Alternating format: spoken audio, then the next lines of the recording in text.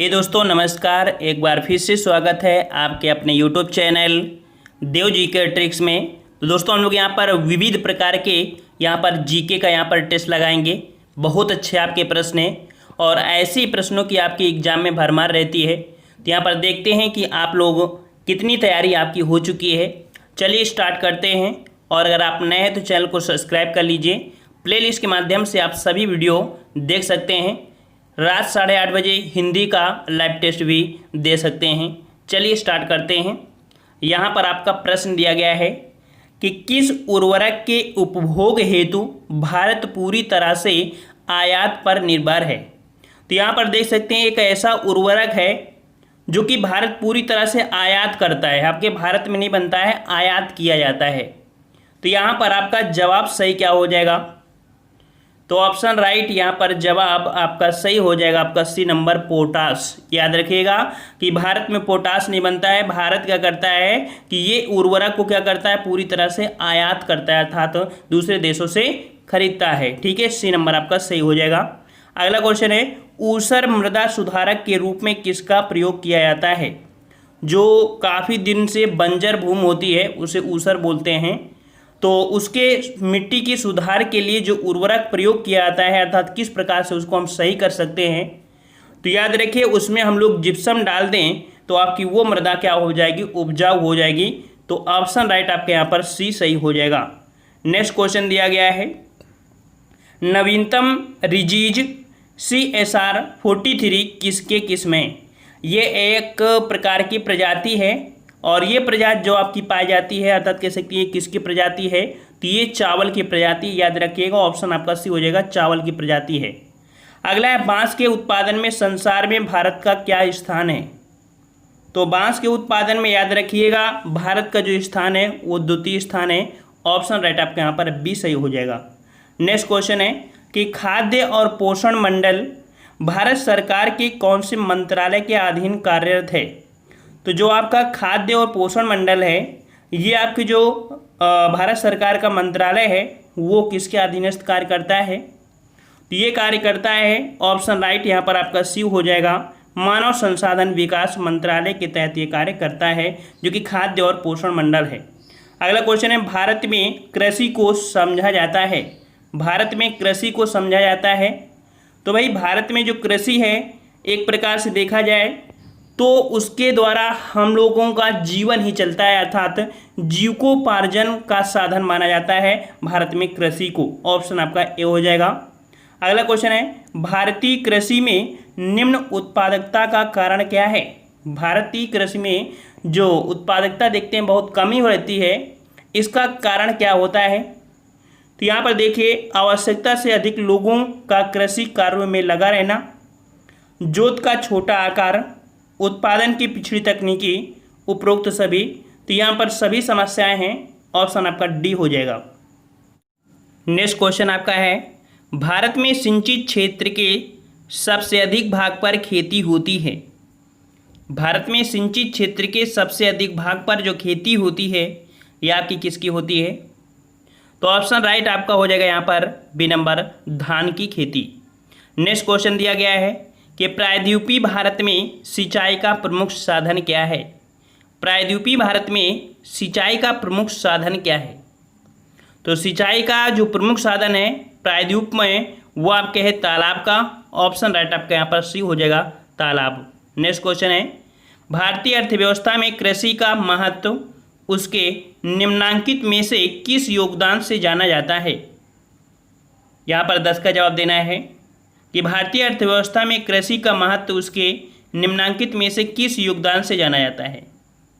और ये जाना जाता है, देख सकते हैं कि राष्ट्रीय आय और रोजगार से, औद्योगिक विकास और अंतर्राष्ट्रीय व्यापार से, खाद्यान्न आपूर्ति से, उपरोक्त सभी। ऑप्शन आपका यहाँ पर सही हो जाएगा, डी नंबर। नेक्स्ट क्वेश्चन है कि राष्ट्रीय खाद्यान्न सुरक्षा मिशन में सम्मिलित नहीं है। राष्ट्रीय खाद्यान्न सुरक्षा मिशन में जो सम्मिलित नहीं है वो आपका कौन सा है? तो याद रखिए राष्ट्रीय खाद्य सुरक्षा में सम्मिलित आपका जो है गेहूं है, चावल है, दलहन है, लेकिन तिलहन नहीं है। यहाँ पर नहीं शब्द देना। तो आपका जवाब यहाँ पर हो जाएगा 11 का ए नंबर। नेक्स्ट क्वेश्चन है, भूमिगत जल को दूषित करने वाले अजैविक प्रदूषक कौन है? भूमिगत जल को जो दूषित करते हैं ये आपके अजैविक प्रदूषक जो आपके हैं वो आपके हो जाएंगे ऑप्शन सी आर्सेनिक। ठीक है, आर्सेनिक। नेक्स्ट क्वेश्चन है कि बोरलॉग पुरस्कार निम्न में से किस एक वैज्ञानिक क्षेत्र में दिया जाता है? बोरलॉग पुरस्कार, और बोरलॉग पुरस्कार दिया जाता है आपके कृषि विज्ञान के क्षेत्र में। ऑप्शन आपका यहाँ पर डी हो जाएगा, कृषि विज्ञान। नेक्स्ट क्वेश्चन है कि संसार में किस फसल का उत्पादन तथा क्षेत्रफल सर्वाधिक है? संसार में, तो संसार में सर्वाधिक क्षेत्रफल देखा जाए तो आपके धान का है। ठीक है, ऑप्शन आपका यहाँ पर 14 का बी हो जाएगा। अगला क्वेश्चन है कि मक्का की पत्तियों के शीर्ष का सफ़ेद होना सूचक कहलाता है। मक्का की पत्तियाँ क्या होती हैं? थोड़ा सा सफ़ेद जैसी दिखने लगती हैं। इसका मतलब क्या होता है? इसमें किसकी कमी है? ये कमी हो जाती है जिंक की। ऑप्शन आपका यहाँ पर बी हो जाएगा, जेडन, बी नंबर। अगला क्वेश्चन है सर्वाधिक कार्बोहाइड्रेट किस खाद्यान्न में पाया जाता है? सर्वाधिक कार्बोहाइड्रेट 16 का जवाब, और 16 का ऑप्शन राइट आपका जवाब यहाँ पर आपका सही हो जाएगा, आपका सी नंबर, मक्का में पाया जाता है। नेक्स्ट क्वेश्चन है विश्व में कपास का सर्वाधिक क्षेत्रफल पाया जाता है। विश्व में सर्वाधिक कपास का जो क्षेत्रफल पाया जाता है ये आपकी कहाँ पर? तो 17 का ऑप्शन जो आपका सही हो जाएगा, कौन सा हो जाएगा? तो यहाँ पर आपका जवाब 17 का हो जाएगा, आपका सी नंबर, आपके कपास आपके भारत में पाया जाता है। नेक्स्ट क्वेश्चन आपसे पूछा है कि चाय का जन्म स्थान कहाँ है? चाय का जन्म स्थान 18 नंबर, और यहाँ पर 18 का ऑप्शन राइट आपका यहाँ पर सही हो जाएगा, ऑप्शन सी आपकी चीन में। ठीक है, चाय का जन्म स्थान चीन।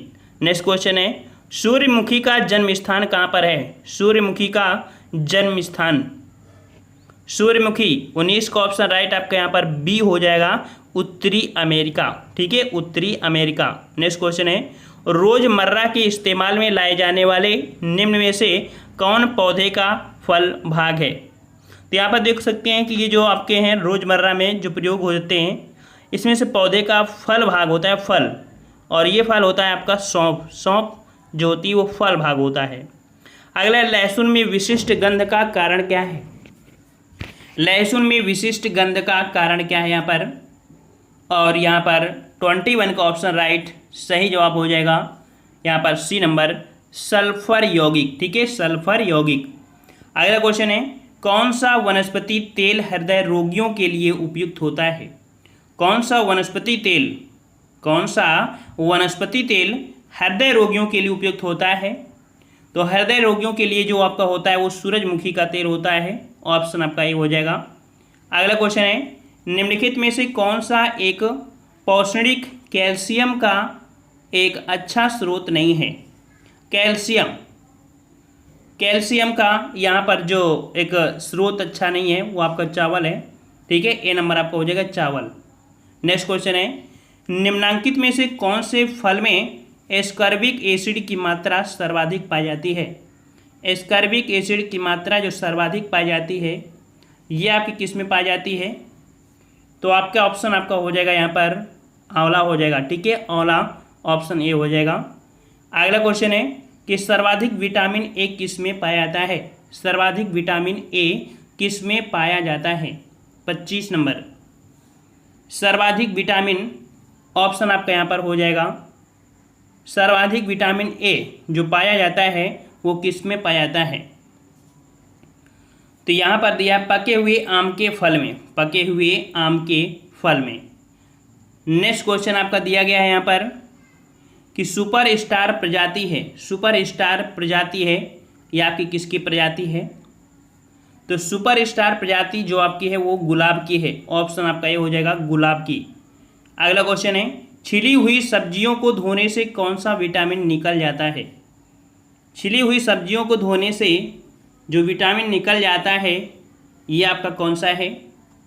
27 का ऑप्शन आपका यहाँ पर आपका हो जाएगा B number, vitamin C, vitamin C. Next question है कि मक्के की खेती की जा सकती है, मक्की की खेती की जा सकती है, ये जो आपकी की जा सकती है तो याद रखिए मक्के की खेती जो आपकी होती है वर्ष भर कर सकते हैं। ठीक है, वर्ष भर कर सकते हैं। 28 को ऑप्शन आपका जवाब हो जाएगा डी नंबर। अगला है टमाटर के केचप में प्रयोग होने वाले रसायन का नाम बताइए। टमाटर और टमाटर के केचप में प्रयोग होने वाले रसायन का जो नाम है, ये नाम है सोडियम बेंजोएट। ऑप्शन आपका बी हो जाएगा सोडियम बेंजोएट। अगला है खाद्य एवं कृषि संगठन FAO की स्थापना कब और कहाँ हुई थी। खाद्य एवं कृषि संगठन, 30 को ऑप्शन राइट आपका जवाब हो जाएगा रोम में। और कब, तो आपके यहाँ पर हो जाएगा 1945 में। ठीक है, इटली, रोम। अगला क्वेश्चन है विश्व में कौन सा देश फलों का अधिकतम उत्पादन करता है। फलों का उत्पादन करता है तो आपका कौन करता है, तो आपका याद रखिए चीन करता है। ठीक है, ऑप्शन सी हो जाएगा चीन। नेक्स्ट क्वेश्चन है सिट्रस फलों में लगने वाली हानिकारक विषाणु जनित बीमारी कौन सी है। तो सिट्रस फल जो होते हैं, खट्टे फल होते हैं, उनमें से हानिकारक जो विषाणु होते हैं, ये जो बीमारी कह सकते हैं आपकी होती है विषाणु जनित बीमारी, वो आपकी कौन सी है। तो 32 को ऑप्शन जो आपका हो जाएगा बी टिस्टेजा। ठीक है, कौन सा रोग है, टिस्टेजा। अगला विटामिन ए सर्वाधिक मात्रा में पाया जाता है। विटामिन ए सर्वाधिक मात्रा में पाया जाता है और ये पाया जाता है आपकी किस में, तो आपका जवाब यहाँ पर हो जाएगा आपका ए नंबर, आम में पाया जाता है। 33 का ऑप्शन आपका ये हो जाएगा। अगला क्वेश्चन है आम किस देश का मूलज है। आम जो आपका है किस देश का है, यहाँ पर बताना है। और यहाँ पर आम जो आपका है कहाँ का है। 34 का ऑप्शन राइट आपका हो जाएगा यहाँ आपका सी इंडो बर्मन उपमहाद्वीप का। ठीक है, ऑप्शन आपका सी हो जाएगा। विटामिन B1 का धनी स्रोत कौन सा फसल है, कौन सा फल है, सॉरी। विटामिन B1 का धनी स्रोत कौन सा फल है। यहाँ पर 35 को ऑप्शन आपका ए हो जाएगा काजू। ठीक है, काजू। अगला है बाथरूम फल है। बाथरूम फल है, तो भाई 36 का जवाब देना है। तो बाथरूम फल कहा जाता है आपके आम को, ऑप्शन सी हो जाएगा। अगला है धान के खेतों में कौन सी गैस निकलती है। धान की खेतों में कौन सी गैस निकलती है, 37 जवाब। और 37 को ऑप्शन आपका हो जाएगा यहाँ पर बी नंबर मीथेन गैस। ठीक है, कौन सी गैस, मीथेन गैस। अगला है भारत सरकार ने हाल ही में शुरू की गई प्रधानमंत्री कृषि सिंचाई योजना के साथ किसे एकीकृत करने का निर्णय किया है। तो यहाँ पर जो प्रधानमंत्री कृषि सिंचाई योजना के साथ एकीकृत करने का जो निर्णय लिया है, ये लिया है आपके महात्मा गांधी राष्ट्रीय ग्रामीण रोजगार गारंटी अधिनियम। डी नंबर आपका यहाँ पर सही हो जाएगा। अगला है लघु सिंचाई योजनाओं का कृषि कमान क्षेत्र कितने हेक्टेयर तक होता है। लघु सिंचाई योजना, और लघु सिंचाई योजना यहाँ पर 39 का ऑप्शन आपका हो जाएगा जवाब। यहाँ पर आपका सही हो जाएगा ए नंबर आपका 2000 हेक्टेयर। नेक्स्ट क्वेश्चन है कि भैंसों की निम्नलिखित नस्लों में से कौन सी नस्ल गुजरात के दक्षिण पश्चिम भाग में पाई जाती है।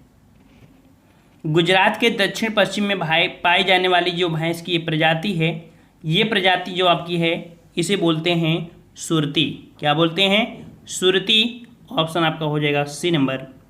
अगला है कॉड निम्न में से किसकी किस्म है। कॉड जो किस्म है ये मछली की एक किस्म होती है। ऑप्शन आपका बी हो जाएगा। अगला है झूम है, झूम।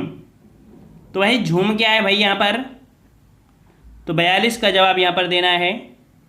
और 42 का ऑप्शन राइट आपका जवाब यहाँ पर आपका सही हो जाएगा बी नंबर।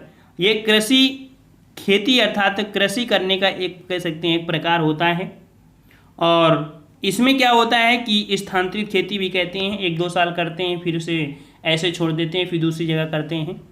अगला क्वेश्चन है कि वृहत मैदान के पुराने जलोढ़ मिट्टी को कहा जाता है। तो पुरानी जलोढ़ जो मिट्टी होती है उसे क्या बोलते हैं यहाँ पर, पुरानी जलोढ़ मिट्टी। और पुरानी जलोढ़ मिट्टी को बोलते हैं बांगर बोलते हैं। क्या बोलते हैं भाई, बांगर बोलते हैं। ऑप्शन आपके यहाँ पर बी सही हो जाएगा। अगला क्वेश्चन दिया गया है कि चाय, कॉफ़ी, रबर एवं काजू की खेती के लिए कौन सी मृदा उत्तर या उत्तम मानी जाती है। तो यहाँ पर चाय, कॉफ़ी, रबर, काजू की खेती के लिए जो उत्तम मानी जाती है, यहाँ पर 44 का जवाब सही हो जाएगा बी नंबर, आपकी लैटेराइट मृदा। ठीक है, बी नंबर आपका हो जाएगा लैटेराइट मृदा। अगला क्वेश्चन है कि मैग्रो वनस्पति किस मृदा में पाई जाती है? मैग्रो वनस्पति किस मृदा में पाई जाती है? और यहाँ पर आपका जवाब 45 का हो जाएगा ए नंबर, दलदली। जो दलदली मृदा होती है वहाँ पर आपके मैग्रो वनस्पति पाई जाती है। जैसे कि देखा जाए तो आपके सुंदरवन का जो डेल्टा है यहाँ पर आपकी मैग्रो वन बहुत पाई जाती है। नेक्स्ट क्वेश्चन है कि बेसाल चट्टान खनिज पर किस मृदा का विकास हुआ? बेसाल चट्टान खनिज पर किस मृदा का विकास हुआ है? जो बेसाल चट्टानें हैं वहाँ पर जो मृदा का विकास हुआ वो आपकी भी है कौन सी?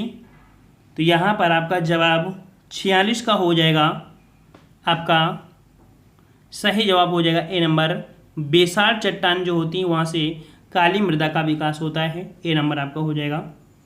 अगला है ग्रेनाइट, नीस और शिस्ट।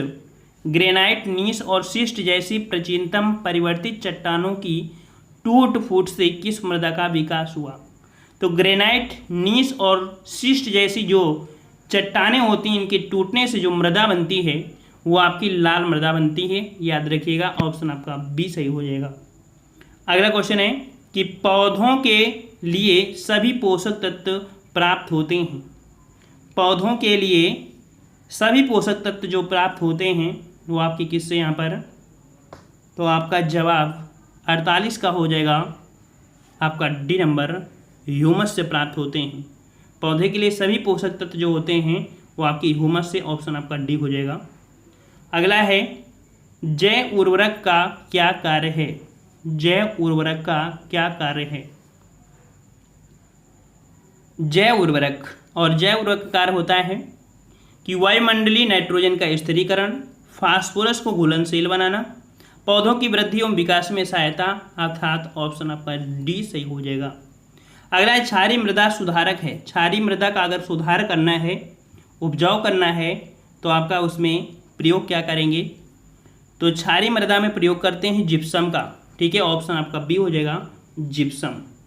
नेक्स्ट क्वेश्चन आपसे अगला पूछा गया है कि हरा सोना तथा झूठा सोना क्रमशः किसकी उपमा दी गई है? हरा सोना, झूठा सोना, और ये उपमा दी जाती है आपके हरा सोना बोला जाता है अफीम को, झूठा सोना बोला जाता है पायराइट्स को। तो ऑप्शन आपका यहाँ पर सी हो जाएगा, अफीम एवं पायराइट्स। अगला है रेगुड़ किसका नाम है?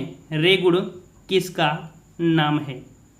रेगुड़, तो रेगुड़ कहा जाता है आपके ऑप्शन सी, आपकी काली मिट्टी को, ऑप्शन आपका सी हो जाएगा। अगला है क्लोरोफिल की संरचना में कौन सा तत्व आवश्यक होता है? क्लोरोफिल की यहाँ पर देख सकते हैं संरचना में कौन सा तत्व आपका आवश्यक होता है, और यहाँ पर आपका जवाब 53 का सही हो जाएगा, ऑप्शन डी, जिसका जवाब डी है, बिल्कुल सही है। ठीक है, और अगला क्वेश्चन यहाँ पर दिया गया है कि क्षारीय मृदा में सामान्यतः किस तत्व का अभाव पाया जाता है? क्षारीय मृदा में किस तत्व का अभाव पाया जाता है? और यह अभाव पाया जाता है क्षारीय मृदा में किसका? तो 54 का ऑप्शन राइट, आपका जवाब यहाँ पर आपका डी हो जाएगा, आपके नाइट्रोजन का। ठीक है, नाइट्रोजन का। भारत में सबसे बड़ा मिट्टी का वर्ग कौन सा है? भारत में मिट्टी का सबसे बड़ा वर्ग कौन सा है? और यहाँ पर 55 का जवाब आपका हो जाएगा कौन सा? तो भारत में सबसे बड़ा मिट्टी का वर्ग कौन सा है? तो यहाँ पर याद रखिए आपकी जलोढ़ मिट्टी होती है। जलोढ़ मिट्टी के बाद यहाँ पर जो ऑप्शन आपको है वो आपका लाल मिट्टी हो जाएगा। तो 55 का ऑप्शन राइट, आपका जवाब यहाँ पर ए हो जाएगा। अगला है वायुमंडल के नाइट्रोजन का स्थिरीकरण न करने वाली दलहनी फसल है। वायुमंडल के नाइट्रोजन को स्थिरीकरण न करने वाली जो दलहनी फसल है वो आपकी कौन सी है? तो आपका जवाब हो जाएगा यहाँ पर आपका सी नंबर, और राजमा है। ठीक है, क्या है आपका? राजमा, ऑप्शन आपका सी सही हो जाएगा। अगला क्वेश्चन है कि 168 केंद्रीय चिड़ियाघर कहाँ स्थित है? केंद्रीय चिड़ियाघर 57 का जवाब हो जाएगा आपके कोलकाता में है, ऑप्शन आपका यहाँ पर सी हो जाएगा कोलकाता। नेक्स्ट क्वेश्चन आपसे अगला पूछा गया है कि परंडी छिड़काव के लिए सबसे प्रचलित उर्वरक कौन है? परंडी छिड़काव के लिए सबसे प्रचलित उर्वरक आपका जो है वो आपका कौन सा है? और यहाँ पर सही जवाब क्या हो जाएगा 58 का, और 58 का ऑप्शन आपका सी हो जाएगा आपकी यूरिया। ठीक है, क्या हो जाएगा आपका यूरिया हो जाएगा। परंडी छिड़काव के लिए सबसे प्रचलित उर्वरक आपका यूरिया हो जाएगा। अगला है टिक्का रोग किस फसल में होता है? टिक्का रोग किस फसल में होता है? 59 का जवाब है ऑप्शन सी आपकी मूंगफली। ठीक है, मूंगफली हो जाएगा। अगला है पनामा रोग किस फसल में होता है? पनामा रोग किस फसल में होता है भाई? पनामा रोग, और पनामा रोग होता है केला में लगता है। ठीक है, बी नंबर आपको हो जाएगा केला में लगता है। ठीक है, और यहाँ पर नेक्स्ट क्वेश्चन है कि किन फलों में एकांतर फलन की समस्या पाई जाती है? किन फलों में एकांतर फलन की समस्या पाई जाती है? तो ये आपके होते हैं आम एवं सेब। 61 का ऑप्शन आपका बी हो जाएगा। अगला क्वेश्चन है ब्लैक हार्ट रोग आलू में किस तत्व की कमी से होता है? नए प्रकार के भी क्वेश्चन आपको देखने को मिलेंगे। तो यहाँ पर ब्लैक हार्ट रोग आलू में जो होते हैं किस तत्व की कमी से हो जाता है? तो ये हो जाता है अगर उसमें से ऑक्सीजन की कमी हो जाती है, अर्थात भंडार में या भंडारण में O2 की कमी के कारण आलू में ब्लैक हार्ट रोग हो जाता है। अगला क्वेश्चन दिया गया है कि व्हाइट बंट रोग किस तत्व की कमी से होता है? व्हाइट बंट रोग किस तत्व की कमी से होता है? और यहाँ पर 63 का जवाब सही हो जाएगा आपका ए नंबर, जिंक की कमी से होता है, जिंक की कमी से। अगला है गुलाबी कीट किस फसल को बेकार कर देता है? गुलाबी कीट किस फसल को बेकार कर देता है? और 64 का जवाब यहाँ पर आपका सही हो जाएगा आपका ए नंबर, कपास को। तो गुलाबी कीट किस फसल को? तो कपास को। अगला है स्पंजी रोग किस में होता है? स्पंजी रोग किस में होता है? और यहाँ पर स्पंजी रोग हो जाएगा 65 को, ऑप्शन ए नंबर आपकी आम में हो जाता है। नेक्स्ट क्वेश्चन है कि नील जिह्वा रोग किन पशुओं में से संबंधित है? नील जिह्वा रोग, नील जिह्वा रोग किन पशुओं से संबंधित है? 66 का जवाब यहाँ पर आपका सही हो जाएगा आपका सी नंबर, गाय भैंस व बकरी से। ठीक है, सी नंबर। अगला है कि वह मृदा जिसे सिंचाई की कम आवश्यकता होती है कहलाती है?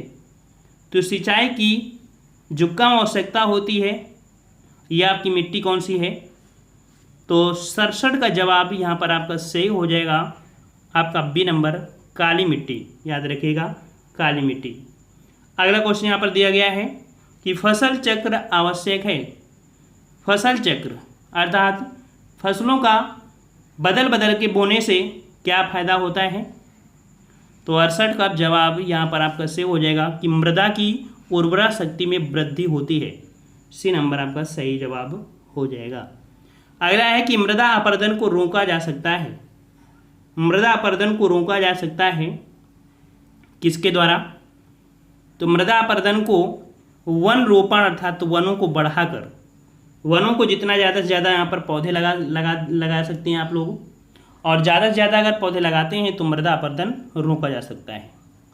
अगला है भारत में किस राज्य में सर्वाधिक सिंचाई नलकूपों से होती है? भारत में किस राज्य में सर्वाधिक सिंचाई नलकूपों से होती है? यहाँ पर 70 का जवाब, और सही जवाब यहाँ पर 70 का हो जाएगा, ऑप्शन राइट यहाँ पर डी नंबर आपके उत्तर प्रदेश में। नेक्स्ट क्वेश्चन है कि नॉर्मन अर्नेस्ट बोरलाग जो हरित क्रांति के जनक माने जाते हैं किस देश से हैं? नॉर्मन बोरलाग, और नॉर्मन बोरलाग जो हैं ये जो जनक की क्रांति, जो हरित क्रांति के जनक माने जाते हैं, ये आपके हैं कहाँ से? ऑप्शन राइट आपका जवाब ए हो जाएगा, संयुक्त राज्य अमेरिका, ये नंबर आपका हो जाएगा।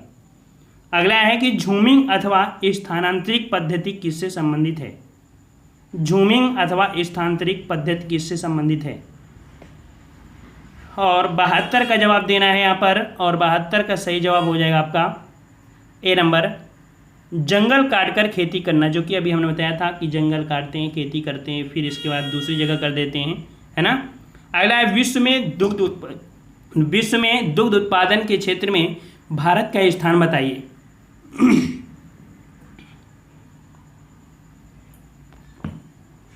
चलिए, विश्व में दुग्ध उत्पादन के क्षेत्र में भारत का स्थान, और यहाँ पर 73 का जवाब सही हो जाएगा आपका ए नंबर, भारत के स्थान आपका प्रथम है। अगला है भारत की श्वेत क्रांति का जनक किसे कहा जाता है? भारत के श्वेत क्रांति का जनक, और श्वेत क्रांति का जनक आपका कौन है? 74 नंबर, तो ये हैं डॉक्टर वर्गीज कुरियन, ठीक है, ए नंबर आपका हो जाएगा डॉक्टर वर्गीज कुरियन। अगला क्वेश्चन है central food technological research institute कहाँ पर स्थित है? Central food technological research institute कहाँ पर स्थित है? तो 75 का ऑप्शन आपका जवाब यहाँ पर आपका सही हो जाएगा, आपके मैसूर में है। कहाँ पर आपके है? तो मैसूर में है। 75 का ऑप्शन आपका सी सही हो जाएगा। तो यहाँ पर हम लोग आज 75 प्रश्न का ही टेस्ट रखते हैं। वैसे प्रश्नों की संख्या तो बहुत ज़्यादा ही है, ठीक है, लेकिन 75 प्रश्नों का टेस्ट रखते हैं, काफ़ी बड़ा हो रहा है, और नेक्स्ट पार्ट में लेके आ जाएंगे जो भी आपके बचे हुए हैं, काफ़ी अभी क्वेश्चन आपके हैं लगभग, ठीक है। तो इसी प्रकार से यहाँ पर आप लोग डेली टेस्ट लगाते रहिए, आपकी जीके जरूर यहाँ पर मस्त होगी, और जो आपका एग्ज़ाम है उसमें तो बेहतरीन प्रदर्शन आप लोग करेंगे ही, ठीक है। धन्यवाद, जय हिंद, जय भारत।